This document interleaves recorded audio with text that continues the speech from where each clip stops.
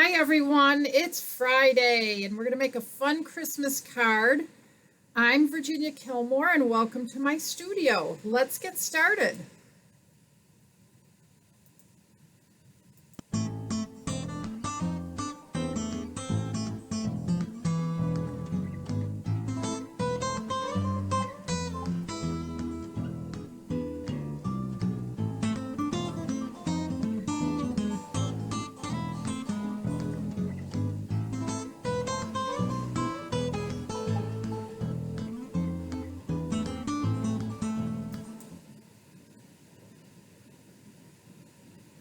So look at this pretty little card. It's super easy. It uses our note card set, which is great because it comes with its own envelope. So when you get the note card set, you get 20 note cards and you get an envelope that we'll probably decorate today. But this card is so super fast and easy to do. I think the hardest part is getting the ink to stamp just the way you want it. So let's get started. Always remember that all the supplies you need are here. I always have a code right here for hostess, and it's pretty easy and straightforward. I don't think I put the plaid stamp on a backing, so I probably should do that to make it easier. Sometimes I just forget stuff. I'm going to put it on at an angle. Now, one of the things I've learned along the way is sometimes the plaid does not stamp as well as I would like. So I always like to test it on a scrap piece of paper first. And I think I'm just going to grab one right from the trash so that I don't make a mess of my surface. Let's see how this is stamping. Actually, it's stamping perfectly. I don't need to do anything. If it was stamping not very well, like for instance, if it was too dark, I can use my bone folder to push some of the ink away, or I can re-ink it. But a lot of times when you get a stamp like this that's subtle, it's just hard to get it to stamp the way you want it the first time. This is called a photopolymer stamp, and some of them stamp too dark and you don't get a good image. This one stamped beautifully. So I am going to go ahead and cut that out. And I don't know what I did with my tree punch. Oh, it's right here. It's right next to me. So close to me, it would bite me. And the reason I love our punches, I know I tell you this all the time, is that I can actually line everything up and punch it out. I'm now going to stamp my sentiment right on here. And then punch that out. Reason I do that instead of punching the label out first is if I don't stamp it quite straight, I can align it. So I have time to sort of fix my not perfection. I guess I can let go of that piece. So now I'm going to stamp my envelope. Should I put, I think a pine tree would be really cute right here. Might as well.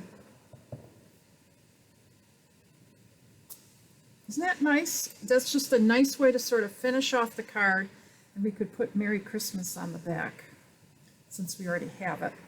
The trick is to stamp it straight. That's pretty good, but now I have a nice envelope to go with my card. So now we just put our card together because we're using a paper called Plaid Tidings, and I'm going to pull it out. I don't have this on a card for you to look at, mainly because there's such a variety of paper. There's so many different prints. And they all vary. There's so many colors in this set. And then the back side is a different color. So let's take a look at that. See, that's the one we used. There's a black and white one. Some are more solid. It's just really pretty paper, and you can really fit almost any holiday with them. So Plaid Tidings, a great paper to order. I have cut it down to 4.5 by 3, and I'm going to go ahead and just glue that down.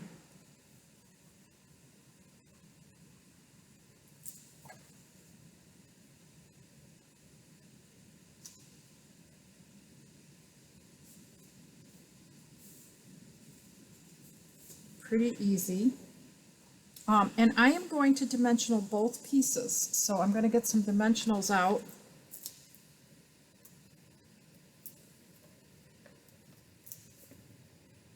Now, my tree does not have the star that I had on that other card. We used to have a star punch. We don't have that anymore, so I'm going to have to be creative today with that. That stamped tree is actually from a project I did last year. And you know how I tell you I like to keep all my samples or punched out images in the box. Let me show you what I have in this box. In here, well, I had a little bag full of them. Oh, here they are. See all the extra little trees? I've got them sitting right in here. So anytime I need them, I can go back and grab them. I know to go to look there for that. So the first thing I'm going to put down is my tree. We're just going to have to come up with an alternative. And see, I'm putting that right just over the what do you call it? Not the stem, but the trunk. So what I thought would be pretty would be one of these gilded gems. And I'm going to take a big one because who doesn't like a big honking star at the top of their tree? Okay, doesn't that look nice?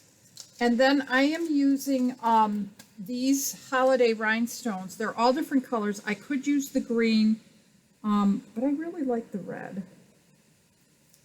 So I'm going to put that right there because bling is always nice on a card. And I literally just made my first Christmas card. Well, no, it's not my first. I've made quite a few already. In probably less than 5 minutes.